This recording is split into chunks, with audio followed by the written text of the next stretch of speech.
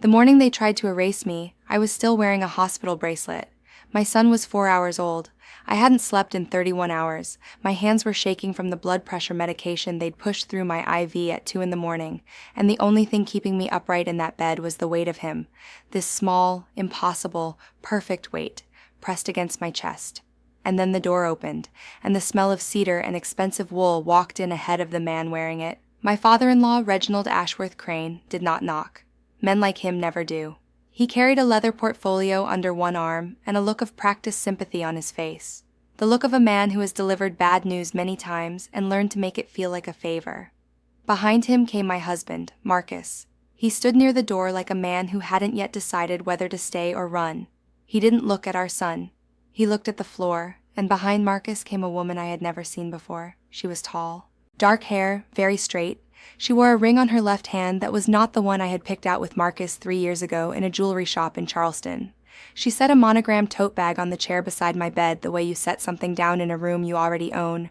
Reginald placed the portfolio on my tray table and opened it to a tabbed page.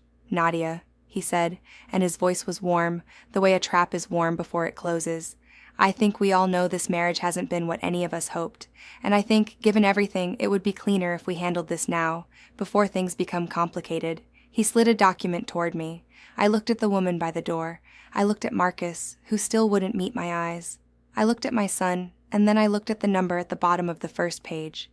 $18 million, 2 signatures, 1 to end the marriage, 1 to surrender my parental rights to the child I was still holding. "Clean and generous," Reginald said. "My word." I picked up the pen he offered, and I made the most dangerous decision of my life. I signed, but not for the reason any of them thought. Welcome back. My name is Nadia Osei Mensah. I'm 36 years old, and for 8 years I was a forensic accountant. The kind of person corporations hire when they suspect someone inside is stealing, and the kind of person regulators call when they suspect an entire company is lying. I find money that has been hidden.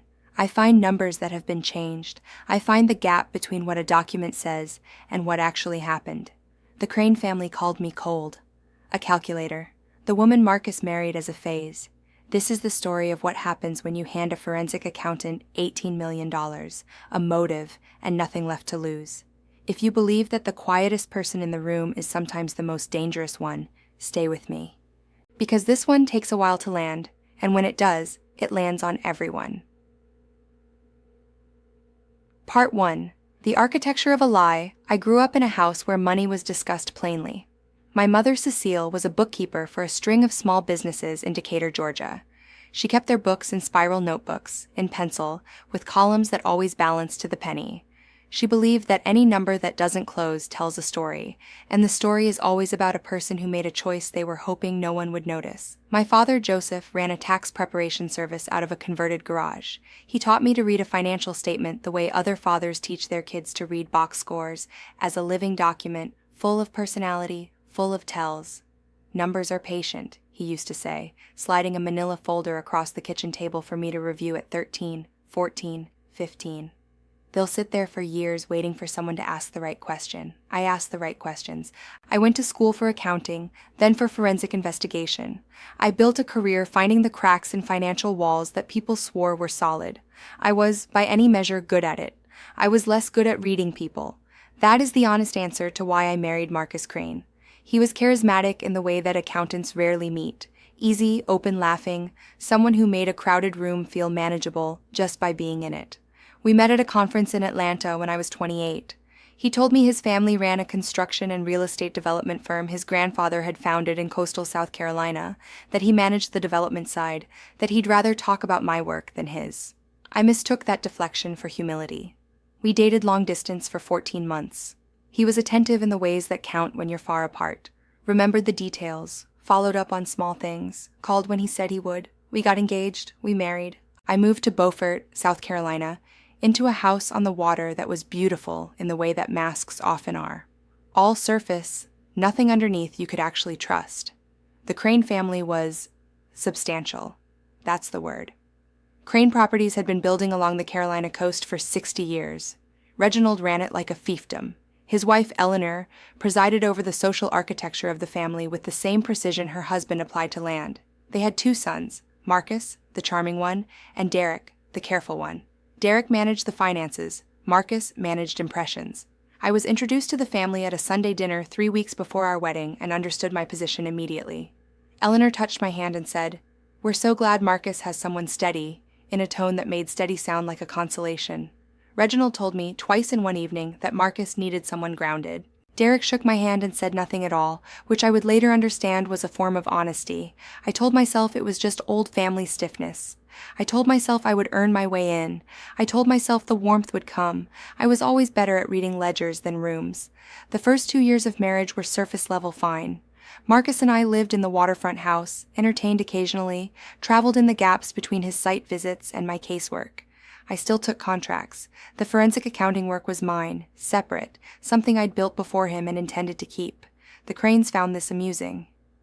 "Still doing the number detective thing?" Reginald said once, at a dinner where I'd just closed a fraud case for a mid-sized regional bank. He said it like a hobby, like macrame. But things shifted in the second year, slowly enough that I almost missed it. Marcus started traveling more. Not for site visits, he'd always traveled for those, and I understood the rhythms of development work. This was different. The trips were shorter, more frequent, to places that didn't map onto any project I knew about. He started keeping his phone face down. Not always. Not obviously, just consistently. I am a forensic accountant. I know what guilt looks like in the books. I started to recognize what it looks like in a person.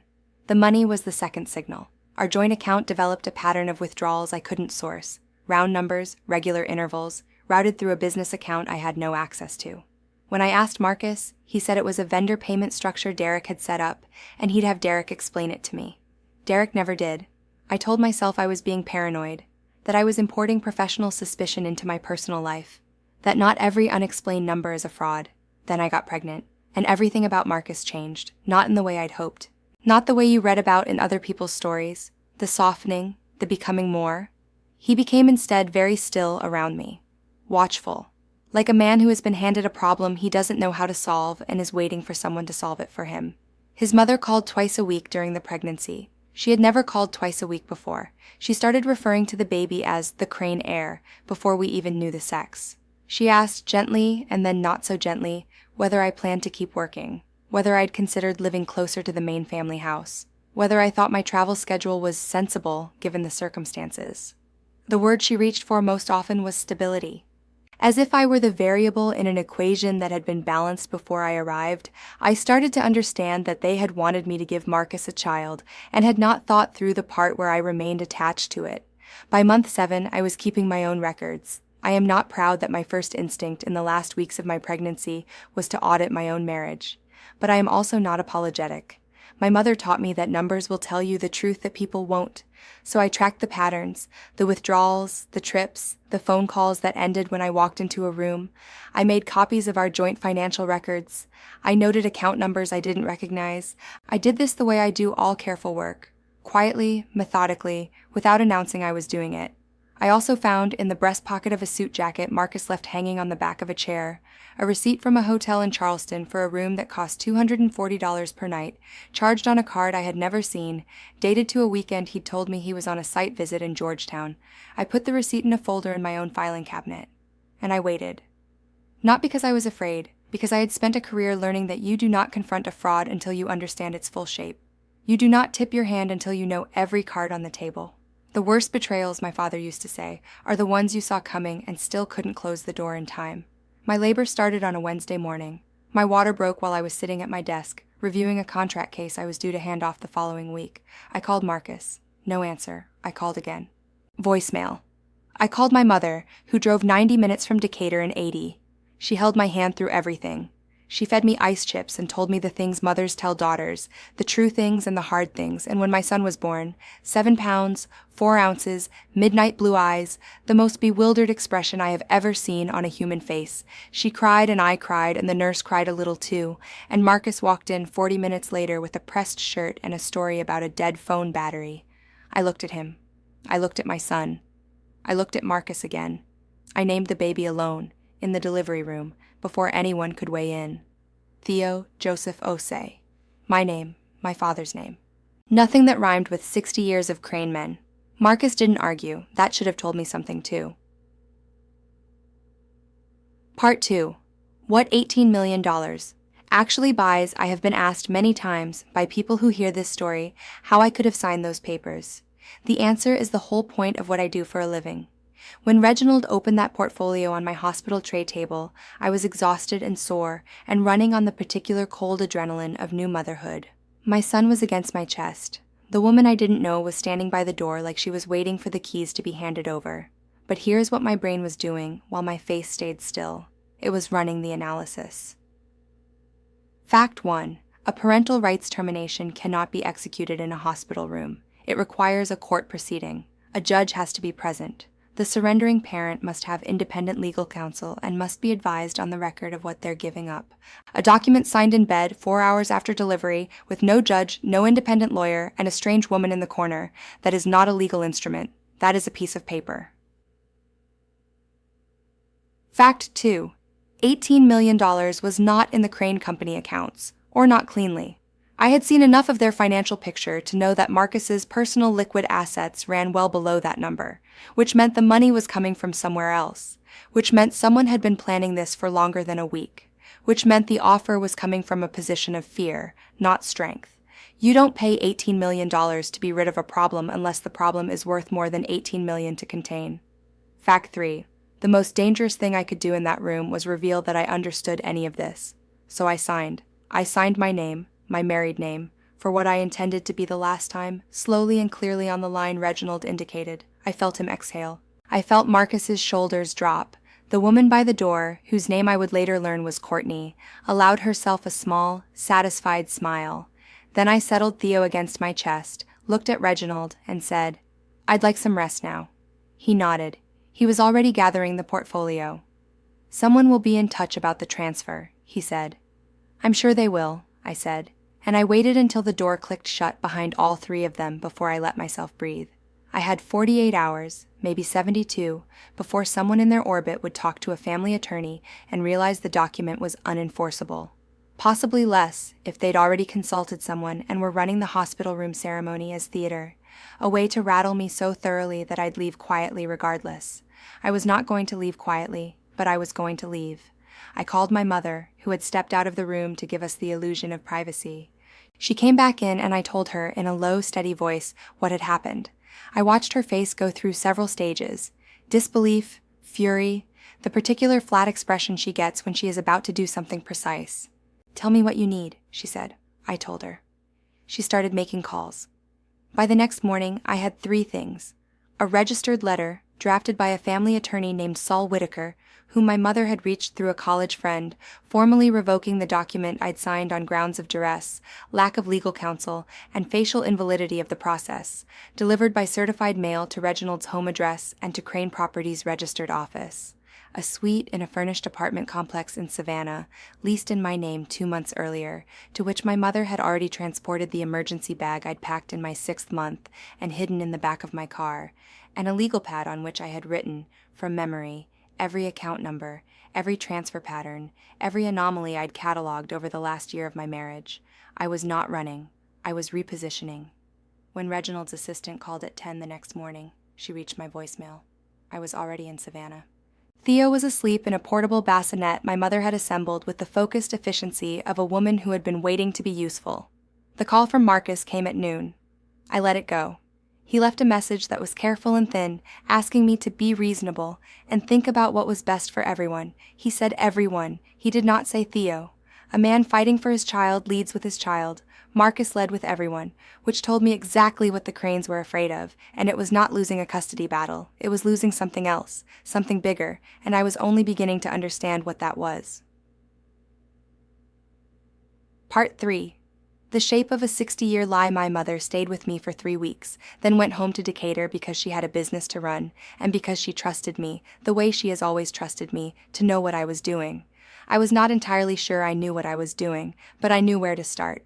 Crane Properties had been building along the Carolina coast for 6 decades. Reginald's father, Clarence, had started it with 2 parcels and a contractor's license. Reginald had expanded it through the development boom of the 80s and 90s. Marcus and Derek had nominally taken over operations several years ago, though Reginald's shadow fell over every significant decision. The company was private. No public filings beyond what the state required for a limited liability company of their size. No annual report, no investor disclosures. But construction and development companies leave paper trails that go well beyond their own books. They have lenders, they have municipal permits, they have subcontractor agreements and environmental assessments and zoning records, all of which are public. They have deed transfers, which are recorded. They have litigation, which is indexed. They have insurance filings, which vary in their accessibility. I started pulling thread, not because I was certain there was something to find.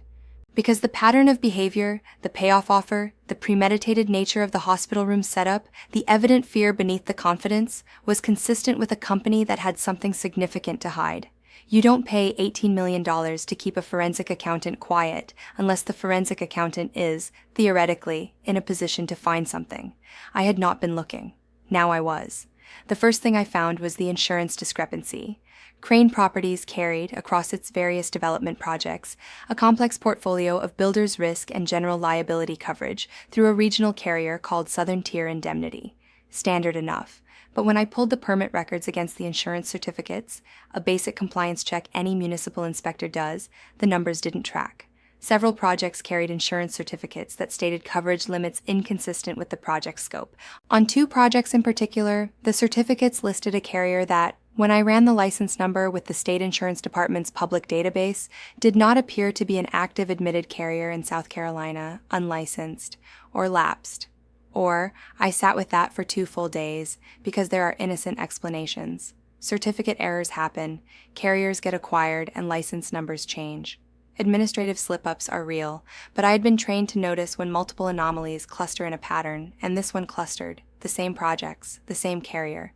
A pattern that suggested someone had been submitting certificates for coverage that either did not exist in the form described or had been structured to minimize actual premium costs, which would mean that the properties, the structures built on them, the subcontractors who worked on them, none of them had been protected the way the certificates claimed. Which would mean that years of lender requirements, municipal requirements, and contractual obligations had been satisfied with paper that didn't mean what it said. I needed to know if I was right. And I needed to know carefully, because if I was wrong, I was a woman with a grudge and a forensic accounting license misusing both. And if I was right, I was about to touch something very large. I reached out to a former colleague named Iris Tamboli. Iris and I had worked together on a bank fraud case 5 years earlier. She had since moved to a consulting firm that specialized in insurance litigation, specifically in the kind of cases that arise when coverage disputes reveal that the coverage wasn't what anyone thought. She was methodical and she was discreet, and she owed me a professional favor I had never cashed. I called her on a Tuesday evening while Theo slept. "I have a situation," I said. "You have a baby," she said. "I saw it on your mother's Facebook. He's beautiful." "He is," I said. "I also have a situation, and I need someone who knows insurance compliance better than I do." Silence. "Tell me," she said. I told her the minimum. A private developer, a pattern of certificate anomalies, a carrier that might not be admitted. I did not tell her about the hospital room or the $18 million or the woman with the monogrammed tote. "Can you get me the project list and the certificates?" she asked. "I can get you what's public." "Start there," she said. "But Nadia, if this is what it sounds like, it's not small." "I know," I said. "How deep do you want to go?" I looked at Theo, asleep with his fist pressed against his cheek. "All the way," I said. Part 4. The other woman's math. I want to pause here and tell you about Courtney, because Courtney is part of this story in a way that took me a while to understand, and I think it matters. Courtney Aldridge was 29 when she walked into my hospital room with that bag.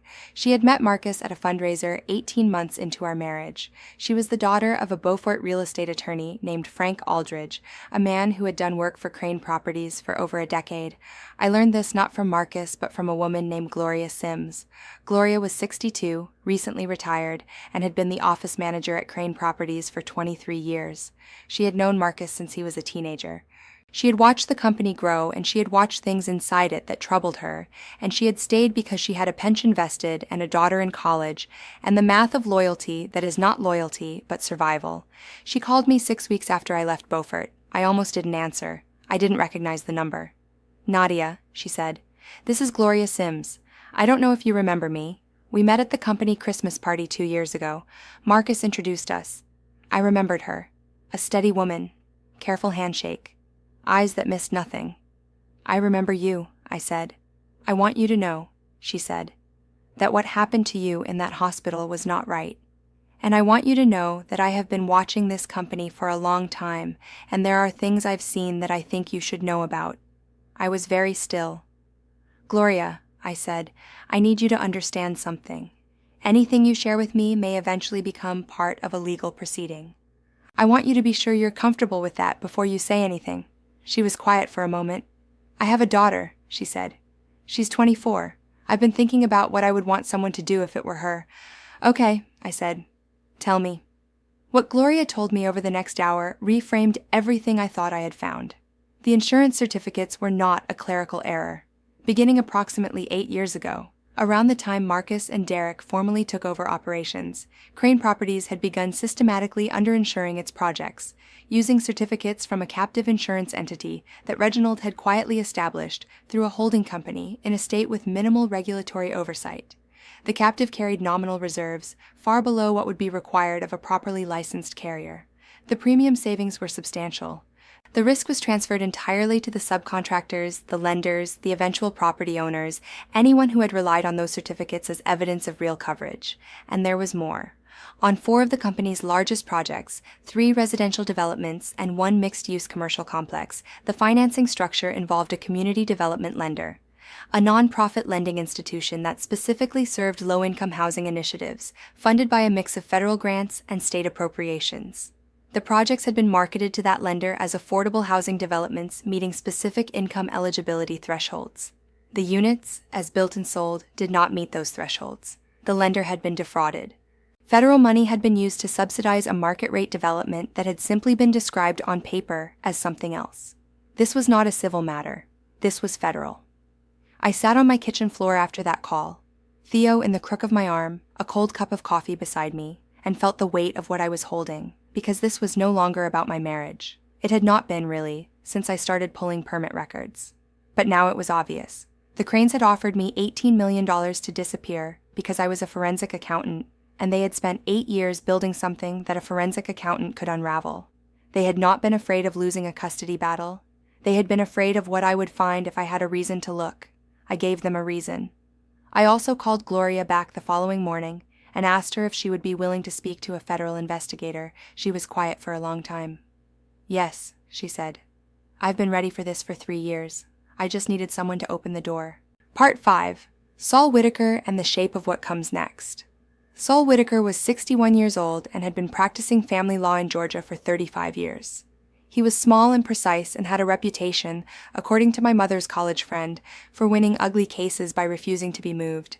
He came to Savannah to meet me. We sat across his folding conference table in the spare bedroom of my apartment, Theo in the other room with a sitter, and I laid out what I had: the fraudulent relinquishment, the insurance certificates, the community development lender fraud, Gloria Sims, the $18 million offer, and the timeline it implied. Saul listened without interrupting. He took notes on a legal pad in very small handwriting. When I finished, he set down his pen and looked at me over his glasses for a long moment. The relinquishment is the easiest thing in this room, he said. That document would be thrown out in a court appearance. No judge, no counsel, fresh postpartum. We don't even need duress, though we certainly have it. That piece of paper is confetti. I know, I said. I knew it when I signed it. He looked at me steadily. The other material, he said, is not a family law matter. What you're describing with the community development lender, if your analysis is correct, is federal fraud. Bank fraud, potentially wire fraud, misuse of federal program funds. That's Department of Justice territory. That's a very different machine. I know that too, I said. You could hand this to a federal investigator and step back, he said. Let it run on its own. I could, I said. But I want to understand the full shape of it first. I want to build it clean enough that when I hand it over, there are no holes they can walk through. Sewell nodded slowly. That's going to take time. And while you're building it, they're going to be building a custody case. Let them, I said. Theo is with me. There's no order anywhere that says otherwise. And every day that passes, he is healthier and more settled with me, which is its own record. Sewell looked at me for another moment. Then he almost smiled. All right, he said. I'll take the family case. You build the other thing. But Nadia, be careful who you talk to. If they find out you're digging, they will come at you with everything they have. I know, I said.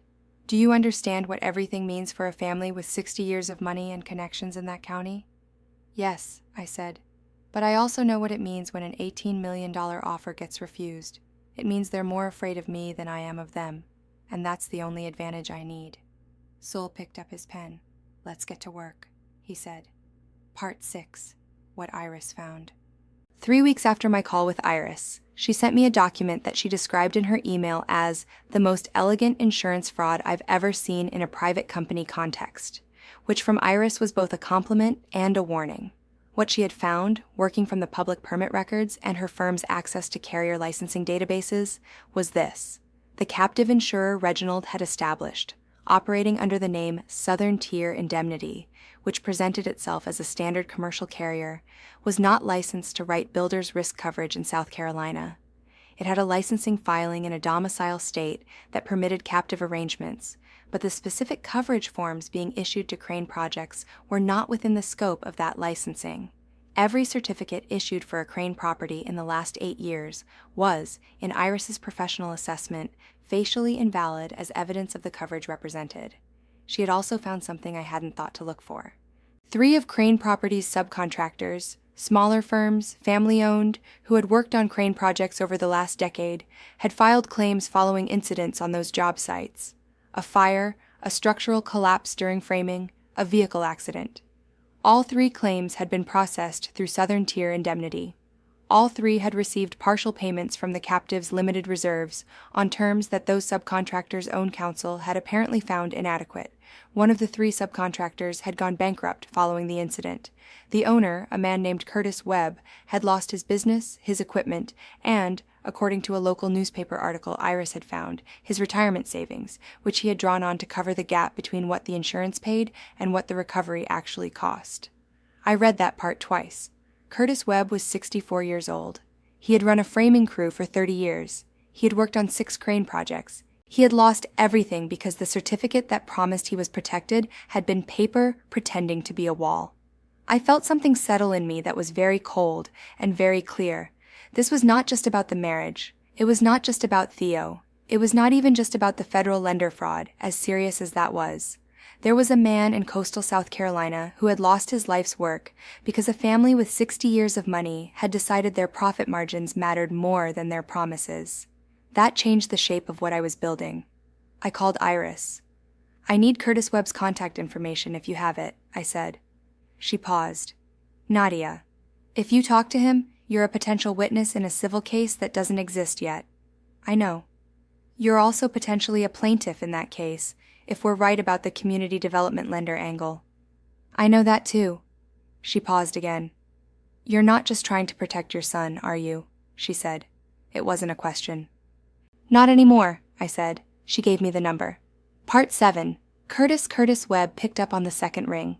He had the voice of a man who had spent decades working outdoors, weathered, unhurried, slightly surprised to be receiving a call from a stranger. I told him who I was. I told him I was a forensic accountant and that I had been looking at Crane Properties insurance arrangements. I told him I was not a lawyer, I was not representing any party in a legal matter, and I was not going to ask him to do anything. I told him I wanted to understand what had happened to him. He was quiet for a moment. You married Marcus Crane, he said. I did, I said. We're divorcing. Another silence. I've got nothing good to say about that family, he said. I want you to know that up front. I know, I said. That's why I called. What Curtis told me over the next 40 minutes was, in the language of my profession, evidence. In human terms, it was a wound that hadn't closed. The structural collapse on the crane project had injured 2 of his crew members, one seriously. Workers' compensation had covered the medical. What it hadn't covered was the damage to the structural steel Curtis had installed prior to the collapse, which the general contractor's insurance, Southern Tier SA, was supposed to cover under the builder's risk policy. The claim had been paid, eventually, at 60 cents on the dollar. Southern Tier's adjuster had cited a policy provision that, when Curtis's lawyer reviewed the actual policy language, did not appear to correspond to the terms in the certificate of insurance Curtis had been given at project inception. In short, the policy they collected on was not the policy they'd been promised. Curtis's lawyer had filed a bad faith claim. It had settled well below what he'd sought after a year of litigation he couldn't afford. His firm had limped along for another 18 months and then collapsed under the debt. 30 years, he said. I built a business. I paid my people on time, I carried my own insurance, and then I trusted a crane certificate because I'd trusted them on 5 jobs before it. I made a note. My hand was very steady. Mr. Webb, I said, I'm going to ask you one question, and I want you to take your time answering it. All right. If the full picture of what happened, what really happened with that insurance, came out in a legal proceeding, would you be willing to participate? Long silence. My daughter tells me I need to let it go, he said, that the anger is eating me. It might be, I said, but participating isn't about anger, it's about a record. Another silence. You're the first person, he said slowly, who's called me about this and didn't want me to sign something. I don't want you to sign anything, I said. I just wanted to know what happened to you. Then yes, he said, I'd participate, if it's real. I'm going to make it real, I said. I hung up and sat for a moment in the particular silence of a case that has become something larger than the thing that started it. Then I went to check on Theo. Part 8. The second file. Marcus filed for custody in family court 7 weeks after I left Beaufort. Sol called me with the news on a Wednesday morning. He was unruffled, which helped me be unruffled. Standard opening position, he said. They've filed for joint legal, primary physical with Marcus. Nothing aggressive yet. They're probably testing to see how you respond. How should I respond? By doing nothing unusual. You're stable. You're present. Theo is healthy and gaining weight, right? He is. Document everything, every pediatric appointment, every milestone, photographs with dates. This is a long game and they know it. So do I said. What I did not tell Saul, not yet, was that the week before Marcus filed, I had received an envelope, no return address, postmarked from Columbia, South Carolina. Inside was a single page, a printout of what appeared to be an internal email chain from Crane Properties, dated approximately 3 years prior. The chain involved Reginald, Derek, and an outside counsel I didn't recognize.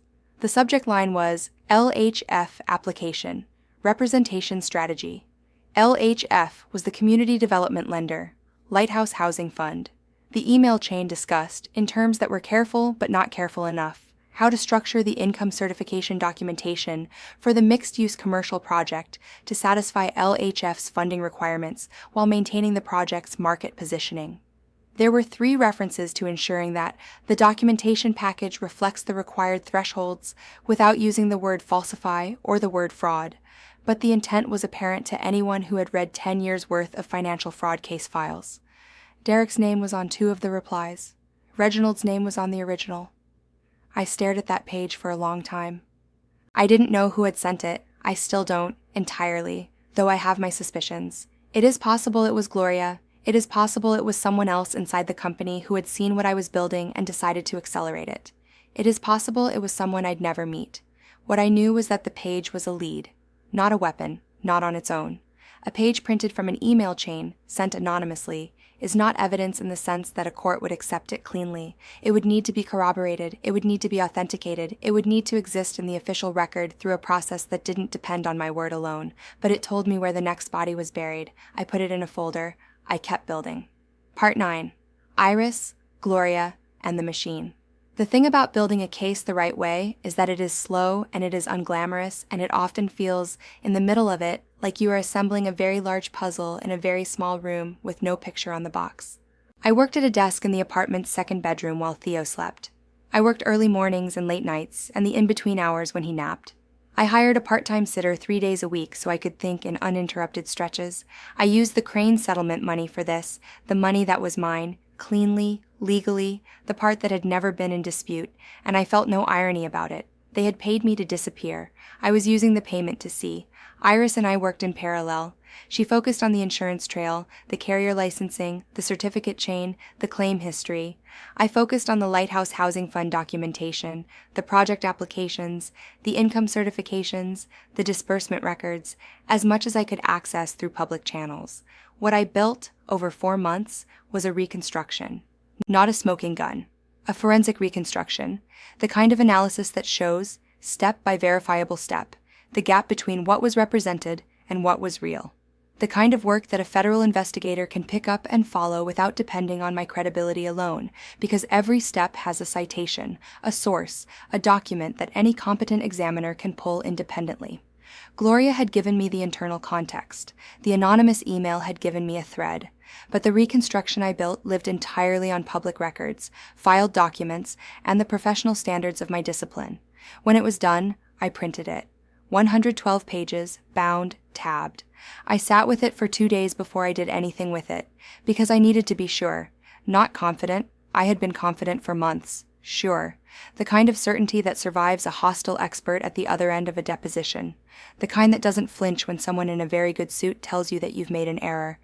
I asked Iris to review the insurance sections. She made 4 corrections and confirmed the rest. I sent the housing fund sections to a former colleague who now taught financial forensics at a university without identifying the company and asked for a peer review. She came back with 2 methodological questions that I answered in the text, and 1 structural suggestion that I incorporated. Then she said, "This is clean work. Where'd this come from?" "A case I'm building," I said. "If you ever need an expert witness," she said, "call me." Then I called Sol. "I'm ready," I said. "To file the custody response?" "Yes, and to refer something to the federal authorities." Sol was quiet for a moment. "How solid," he said. "Solid enough that I'm not afraid of their lawyers." Another pause. "All right," he said. "Come to Atlanta. Bring everything." Part 10. The referral. The federal referral was not dramatic. I want to be honest about that because the stories people tell about moments like this are usually cinematic. The dramatic walk into a federal building, the tense meeting with investigators, the turning point everyone can feel. What actually happened was that Sol connected me with a colleague who had worked cases with the Department of Justice's Civil Division, which handles federal program fraud. She reviewed my materials over 3 days. She asked me 14 detailed questions, all of which I was able to answer with citation. She asked to speak with Iris and Gloria separately. A week later, she told me that the material was sufficient to support a formal referral, that she could not predict the investigation timeline or its outcome, that my role going forward would depend on how the case developed, but that, as the person who built the analysis, I would likely be a significant witness. She also told me, and this mattered more than I expected, that Curtis Webb's situation was likely recoverable, that if the insurance fraud was proven, there were avenues for subcontractors like him to seek restitution through the proceedings. I thought about Curtis. 30 years of work, a bankrupt company, a daughter telling him to let it go. "Good," I said. I drove back to Savannah and sat in the parking lot of my apartment complex for 20 minutes before going inside. It was not a triumphant feeling. It was the feeling I get when I submit a report I know is right. A flat, clean certainty, like a column that finally closes. I had handed the truth to the people whose job was to act on it. The machine would move now, without me, on its own weight. That was the whole point. Part 11. Marcus in the Rain. Marcus showed up at my apartment building on a Thursday evening in October. He called from the parking lot. I looked at his name on my phone screen for 2 rings, then answered. "I'm outside," he said. "I know. Can we talk?" I thought about it. Not because I was uncertain, because I wanted to be deliberate. "Wait there," I said. I put Theo in the baby carrier because I was not leaving him with anyone I hadn't arranged in advance, and I went downstairs. Marcus was standing in the parking lot in the rain. He was not sheltering. He looked like a man who had arrived intending a different kind of conversation, and the rain had taken some of the certainty out of it. He looked at Theo for a long moment, really looked, the way he hadn't in the delivery room. "He's bigger," Marcus said. "He's 4 months old," I said. A silence. The rain was light, the kind that doesn't commit. "I need you to understand that I didn't know about the hospital room," Marcus said. "That was my father's decision. I let that sit." "Were you there?" I asked. He looked down. "Okay," I said. "Nadia, were you there, Marcus?" "Yes," he said. "But I didn't know what he was going to say. Not exactly." "But you knew something." He didn't answer. "And you knew about Courtney," I said. "For a long time." "Yes." "And you knew about the company." The rain picked up slightly. He went very still. "What do you mean?" he said. His voice was different, careful. "I mean the insurance certificates," I said. "I mean Lighthouse. I mean the projects." He stared at me. "Nadia." And now there was real fear in his voice, underneath the caution. "What have you done?" "I've done what I do for a living," I said. "I followed the numbers." He took a step toward me and I took a step back. Not because I was afraid of him, but because I wanted the distance. "Whatever you filed or sent, or you need to stop," he said. "You don't understand what you're touching." "I understand exactly what I'm touching," I said. "That's why I touched it." "My father," he started and then stopped. "Your father offered me $18 million to disappear," I said. "He did it because he was afraid of what I'd find if I stayed. He was right to be afraid." Marcus's face had gone through several stages and arrived somewhere that looked like collapse. He was not, in that moment, the man I'd married. He was a man who had lived inside a lie for so long that the weight of it was visible. "They're going to come after you," he said. "Whatever you've done, they have lawyers who will make your life very hard." "They already tried," I said. "In a hospital room, with a fountain pen." He looked at me. "I'm not stopping," I said. "I want you to understand that. Whatever is coming, I'm not stopping. Theo stays with me. The case moves forward. And if you want a relationship with your son that is not mediated by your father, then I suggest you figure out which side of this you're on. Because there are only two." He stood there in the parking lot, rain for a long moment. Then he said quietly, "What if I have something that would help your case?"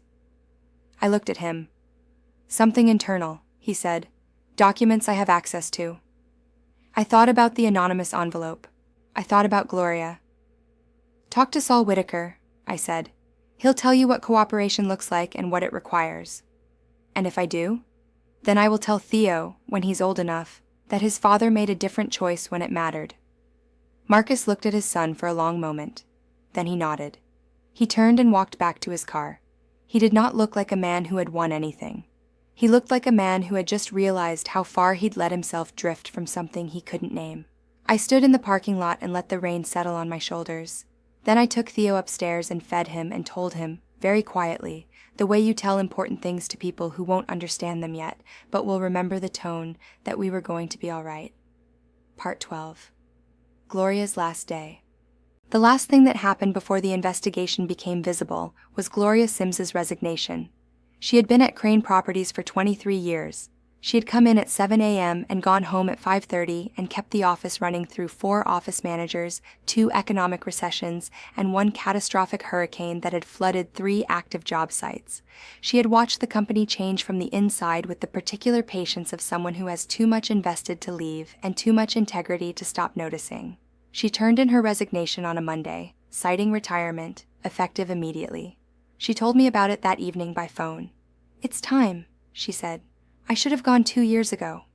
"Are you okay?" I asked. "I'm fine," she said. "I'm more than fine. I've got a granddaughter in Charleston and a pension that vested 6 months ago, and I've been holding on to things I should have handed over a long time back." "I know this wasn't easy," I said. "No," she said. "But here's what I keep thinking. I have a daughter who's 24. When she started her first job, I told her, you can work somewhere where the numbers are honest or somewhere where they're not. But if you work somewhere where they're not, and you stay long enough to know it and say nothing, that becomes yours. That's what you pass on." I didn't say anything. "I stayed too long," she said. "But I'm not going to stay too long at the end, too." After we hung up, I sat in the kitchen for a while. My mother had told me something similar once, in different words. The numbers don't lie. People do. And the way you prove which side you're on is not by what you know, but by what you do with it. I had spent 4 months building something that could not be dismissed as a jealous wife's accusations. I had built it clean, I had built it carefully, and I had handed it to the right people. I was not the one who was going to bring the Cranes down. The truth was going to do that, because the truth had weight and momentum and its own institutional machinery, and the only thing I had done was refuse to look away from it. But it had started, really started, because of what was done to me in a hospital room, and so I needed to see that part through too. Part 13. The hearing. The custody hearing was held on a Tuesday morning in January. Saul had prepared me thoroughly, which meant he had told me every uncomfortable thing the other side would say, and walked me through the framework of the standard without softening it. Best interest. That was the only standard. Not the marriage, not the fraud, not the $18 million. Best interest of the child. Reginald had hired a firm from Charleston with a reputation for aggressive family litigation. They led with the hospital room relinquishment document. Saul dismantled it in approximately 4 minutes. The judge reviewed it with the expression of someone who has seen this before. Then they argued that my obsessive focus on the Crane family finances represented a pattern of instability and conflict-seeking that made me an unsuitable primary caregiver. Saul asked for my professional credentials to be entered into the record. The judge reviewed my CV and my employment history and the nature of forensic accounting as a profession, and noted, mildly, that she was unclear how professional expertise constituted instability. Marcus did not fight hard. I want to be honest about this. He had gone to Saul a week after our parking lot conversation and delivered an affidavit, limited in scope, carefully drawn, focused on the period immediately surrounding Theo's birth. It was not a full confession, but it was enough to make his position in a custody hearing very uncomfortable. And Reginald, at that point, had other problems. The federal investigation had, by January, become a visible presence at Crane Properties. Investigators had subpoenaed records. Local legal circles were aware of it, and local legal circles in a county the size of theirs are not discreet. The family's financial picture, the one that had looked from the outside like 60 years of solid construction and careful investment, was beginning to reveal its composition. How much had been real and how much had been paper health sustained by certificates that didn't mean what they said. The judge in our custody hearing was not supposed to take account of any of that, and to her credit, she did not appear to do so directly. She applied the standard as it was meant to be applied. Theo's mother was present, stable, employed, and primary. Theo's father had an affidavit that, while carefully bounded, established that the circumstances of his son's birth had not represented his finest choices. Theo's paternal grandfather had launched a legal proceeding against the child's mother that a court had found facially invalid. The judge awarded primary physical custody to me, joint legal custody, with a structured parenting schedule for Marcus that she described as appropriate for the child's developmental stage and the distance between the parties. She noted that the order could be revisited as Theo grew. She did not mention the relinquishment document further. I suspect she felt it had already spoken for itself. I sat in the hallway outside the courtroom afterward and felt my hands, finally, go still. Saul sat beside me. "That's the one that mattered," he said. "Yes," I said. We sat quietly for a moment. "What happens next?" I asked. I meant with the company, with the investigation, with the long machine I'd set in motion. "That part runs without you," he said. "You did your work. Now it does its work." I thought about Curtis Webb. I thought about the widow at the policyholder meeting who had asked if her care money was safe. No, wait, that was a different story.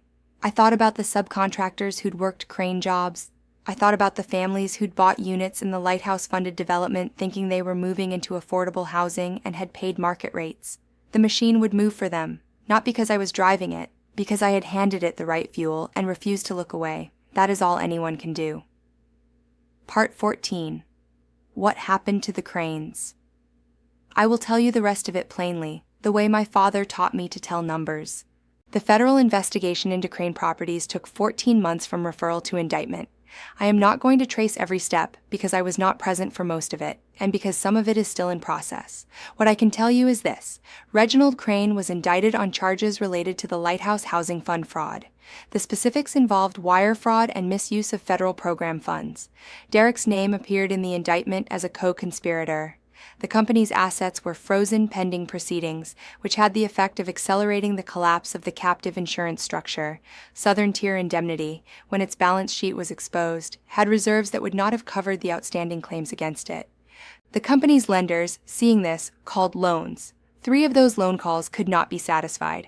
The development projects associated with the fraudulent insurance certificates became the subject of civil litigation from subcontractors, property owners, and one municipal entity whose permit approvals had relied on the invalid certificates. Curtis Webb's attorney filed a motion to reopen his bad faith claim in light of the investigation. I understand it settled, on terms that Curtis described to me in a phone call he made without my asking, as enough to matter. I cried a little after that call. I don't usually cry in professional contexts. I decided this wasn't a professional context anymore. Marcus cooperated with the federal investigation at Saul's advice and with the assistance of his own separate counsel. His cooperation came with costs: legal, financial, reputational, but it also came with a degree of protection that the non-cooperating members of his family did not receive. He moved to Savannah, 3 miles from my apartment, and began the careful, unglamorous work of building a relationship with his son from a starting point of 0. He has not been perfect at it, but he has been present. Theo calls him Dada in a tone that suggests no awareness of the history behind the word. I intend to keep it that way for as long as I can. Courtney Aldridge ended the relationship with Marcus approximately 6 weeks after the investigation became public. Her father, Frank Aldridge, had done substantial legal work for Crane Properties over the years, some of which was now under review. She moved to Atlanta. I have no further information about her, and I have not sought any. Reginald's trial date has been set. Eleanor Crane is in a house substantially reduced from the one they lived in when I married into the family. The portrait of Clarence Crane, the grandfather who started the company with 2 parcels and a contractor's license, still hangs in the hallway of that house. I know this because Marcus mentioned it once, without apparent irony. The company, or what remains of it, is in receivership. 60 years of building, and it ends in a federal courtroom because the people who inherited it decided that manufactured success was close enough to the real thing. It was not. Part 15. What it actually cost. I want to tell you the part that doesn't get told in these stories. It cost something. Not the money. The money was fine. The settlement held for the reasons Sol explained and I'd calculated, and when the divorce was finalized, the financial settlement and the custody question were treated as what they always were, separate things. The duress had poisoned the parental rights term. It had not poisoned a property division I had agreed to with open eyes. A court severed the rotten piece and enforced the rest. What it cost was time. 14 months of building something under pressure, while also learning to be someone's mother, while also managing a legal case, while also grieving a marriage I had genuinely believed in even when the evidence against it was accumulating. Grief is strange when the thing you're grieving was partly a lie. You grieve the real parts, the good months, the moments before the silence started. The version of Marcus that I now understand was a real part of him, however insufficient. And you feel foolish for grieving, because part of you knows you should have seen it sooner. But you also know, I know, that I did not miss the signals because I was naive. I missed some of them because I was in love and I am human, and those are different species of blindness. I caught the others. I hedged. I built the file while the marriage was still standing because some part of me already knew. That is not nothing. It is in fact everything. It cost me a lot of nights. It cost me some peace with myself about the choice I made in that hospital room, not the decision to sign, which was right, but the earlier choices. The smaller ones, the ways I talked myself out of confronting what I saw because the math of staying felt safer than the math of leaving. I don't talk myself out of things anymore. Theo is 18 months old now. He is very determined and very verbal and has an expression when he doesn't get what he wants that is, according to my mother, exactly my face. I am not sure whether to be proud of that or alarmed by it. He sees Marcus on the schedule the court set. He comes home from those visits with sticky fingers and a satisfied tiredness that suggests someone has been feeding him things I did not authorize, which I have decided is the appropriate use of Marcus's limited jurisdiction. I took back my name. Theo and I are Ose Mensa. My father's name, my mother's name, mine. The names that were always ours. Epilogue. The number that closes. I went back to Beaufort once, not because I needed to, because I wanted to stand in the room where it started and feel it from the other side. I drove down on a Saturday in the early fall. I didn't go to the courthouse or to Crane Properties offices or to Reginald and Eleanor's reduced house. I drove to the hospital. I parked. I sat in the car for a moment. I thought about the woman in that room, exhausted, hurting, holding a 4-hour-old baby with a leather portfolio on her tray table, and 3 people in the room who believed she could be bought. She couldn't be bought. She could be handed a check. She could put her name on a piece of paper, but she had spent her whole career learning the difference between what a document says and what it means, and she knew before the ink dried that the document meant nothing, and that the check meant she had time. The Cranes thought they were buying her silence. They were buying her a forensic accounting practice's worth of investigative hours, applied to the one set of books in the world she had every reason to read. They thought I was a line item. They were right. I was. I was the line item that didn't close, the column that wouldn't balance, the number that sat there patiently, the way my father always said, waiting for someone to ask the right question. I asked it. The rest was arithmetic. I drove back to Savannah. I picked up my son from his grandmother's house. I held him in the parking lot in the early fall light that comes off the coast in golden slants and makes everything look briefly like a story with a good ending. He grabbed a fistful of my hair and looked at me with his father's eyes and my mother's stubbornness and whatever is his own.